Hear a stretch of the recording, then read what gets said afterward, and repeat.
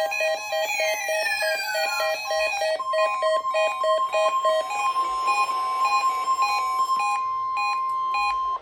National Weather Service in San Diego has issued a required weekly test for the following areas in extreme southwestern California: Orange County, Riverside County, San Bernardino County, San Diego County, and the coastal waters from San Mateo Point to the Mexican border.